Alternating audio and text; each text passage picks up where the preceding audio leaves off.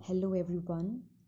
आज का revision topic रहेगा taxation of political parties and taxation of electoral trust.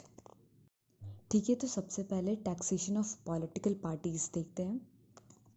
ठीक है, पॉलिटिकल पार्टीज कौन होती हैं? जैसे मैं एग्जांपल लूँ तो आम आदमी पार्टी है या फिर बीजेपी है। तो ये सब क्या है? पॉलिटिकल पार्टीज़ है। तो इनके केस में टैक्सेबिलिटी कैसे अराइज होगी, इनकी इनकम की टैक्सेबिलिटी कैसे अराइज होगी, इनके इनकम की टैक्सेशन कैसे होगा, तो ये बताया गया है टैक्सेशन ऑफ पॉलिटिकल पार्टीज़ में। तो इनकी इनकम कौन कौन से हेड में हो सकती है? तो अगर मैं सैलरी हेड की बात करूँ तो no, not possible. Political parties को सैलरी से इनकम नहीं हो सकती है। ठीक है, अगर मैं हाउस प्रॉपर्टी हेड की बात करूँ तो यस, पॉसिबल है। अगर मैं पीजीपीपी की बात करूँ तो यस, वो भी पॉसिबल है। कैपिटल गेन और अदर सोर्सेज की बात करूँ तो यस, वो भी पॉसिबल है। ठीक है, तो अगर हाउस प्रॉपर्टी से उनकी इनकम होती है, कैपिटल गेन से इनकम होती है, अदर सोर्सेज से इनकम होती है, तो उस केस में वो इनकम एग्जेम्प्ट होगी सब्जेक्ट टू सर्टेन कंडीशंस। लेकिन अगर पीजीबीपी से कोई इनकम होती है तो वो टैक्सेबल होगा। मतलब अगर पॉलिटिकल पार्टीज कोई बिजनेस में एंगेज्ड है, बिजनेस या प्रोफेशन में एंगेज्ड है, तो वो इनकम फुल्ली टैक्सेबल होगी, उसके लिए कोई भी बेनिफिट अवेलेबल नहीं है। लेकिन अगर कोई इनकम हाउस प्रॉपर्टी की है, कैपिटल की गेन की है या फिर अदर सोर्सेज की है, तो उस केस में अगर 4 कंडीशंस पॉलिटिकल पार्टीज सेटिस्फाई करते हैं तो उस केस में उनकी वो इनकम एग्जेम्प्ट होगी।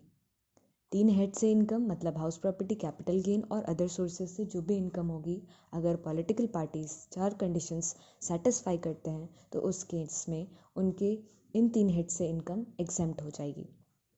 कौन कौन से 4 कंडीशंस है वो? तो पहला कि पॉलिटिकल पार्टीज़ को बुक्स ऑफ अकाउंट्स मेंटेन करना होगा। ठीक है, they must have maintain books of accounts and documents. Second condition कि उन्होंने अपने बुक्स ऑफ अकाउंट्स ऑडिट करवाए हो। थर्ड कंडीशन कि उन्होंने कोई भी डोनेशन दिया हो जो कि 20,000 से ऊपर का है, तो उस केस में हर एक कंट्रीब्यूशन का, हर एक वॉलंटरी कंट्रीब्यूशन का रिकॉर्ड उन्होंने मेंटेन किया हो। फोर्थ कंडीशन कि उन्होंने कोई भी डोनेशन जो 2,000 से ऊपर का है वो कैश में रिसीव नहीं किया हो। वो तो इधर अकाउंट पे ही चेक होना चाहिए या अकाउंट पे ही डीडी होना चाहिए या कोई इलेक्ट्रॉनिक क्लियरिंग सिस्टम होना चाहिए। मैं 4 कंडीशंस फिर से रिपीट कर रही हूँ। फर्स्ट कंडीशन दैट उन्हें बुक्स ऑफ अकाउंट्स मेंटेन करने होंगे, डॉक्यूमेंट्स मेंटेन करने होंगे। सेकंड कि बुक्स ऑफ अकाउंट्स ऑडिट भी करवाना होगा। ठीक है। थर्ड कि अगर कोई भी डोनेशन, वॉलंटरी डोनेशन 20,000 से ऊपर का है तो उस केस में इंडिविजुअल रिकॉर्ड मेंटेन करना पड़ेगा डोनर का। फोर्थ कंडीशन कि 2,000 से कोई भी अमाउंट ऊपर अगर वो रिसीव कर रहे हैं एज अ डोनेशन, तो वो अकाउंट पे ही चेक या फिर अकाउंट पे ही डीडी या फिर ईसीएस में ही होना चाहिए। इट मीन्स 2,000 से नीचे का वो कैश में एक्सेप्ट कर सकते हैं। तो अगर ये 4 कंडीशन सेटिस्फाई होती हैं तो हाउस प्रॉपर्टी की इनकम, कैपिटल गेन की इनकम और अदर सोर्सेज की इनकम फुली एग्जेम्प्ट रहेगी। लेकिन पीजीबीपी की इनकम फुली टैक्सेबल रहेगी irrespective of these conditions. Next topic is taxation of electoral trust. Electoral trust अगर कोई भी वॉलंटरी कंट्रीब्यूशन या डोनेशन रिसीव करता है तो वो पूरा कंट्रीब्यूशन या डोनेशन एग्जेम्प्ट होगा सब्जेक्ट टू 2 कंडीशंस। तो पहला कंडीशन है कि जो भी फंक्शंस उसके हो वो in accordance with the rules made by central government हो। एंड दूसरा कंडीशन ये कि 95% या उससे ज़्यादा aggregate of donation of current year along with surplus brought forward from earlier year is distributed to political parties।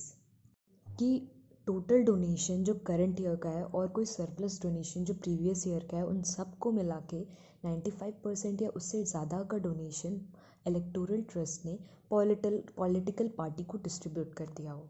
तो अगर ये 2 कंडीशन सेटिस्फाई होते हैं देन कोई भी वॉलंटरी कंट्रीब्यूशन या डोनेशन इलेक्टोरल ट्रस्ट को रिसीव होता है तो वो एग्जेम्प्ट हो जाएगा। नाउ की पॉइंट्स टू रिमेंबर।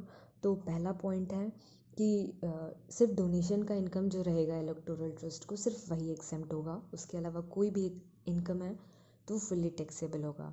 सेकंड कि इलेक्टोरल ट्रस्ट जो भी डोनेशन रिसीव कर रहा है या वॉलंटरी कंट्रीब्यूशन रिसीव कर रहा है तो वो सिर्फ और सिर्फ अकाउंट पे चेक के थ्रू होना चाहिए या फिर बैंक ड्राफ्ट के थ्रू होना चाहिए या फिर ECS इलेक्ट्रॉनिक क्लियरिंग सिस्टम के थ्रू ही होना चाहिए।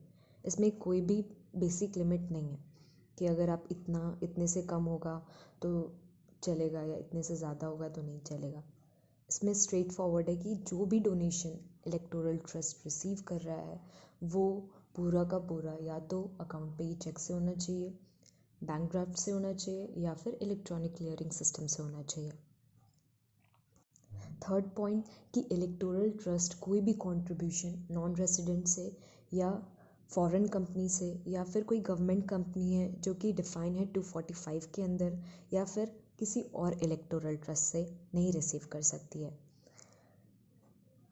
क्या है कि इलेक्टोरल ट्रस्ट कोई भी नॉन रेसिडेंट से या फिर कोई भी फॉरेन कंपनी से, फॉरेन सोर्सेज से या फिर किसी गवर्नमेंट कंपनी से जो कि 245 के अंदर रजिस्टर्ड है या डिफाइन है उससे या फिर किसी और इलेक्टोरल ट्रस्ट से डोनेशन एक्सेप्ट नहीं कर सकती है।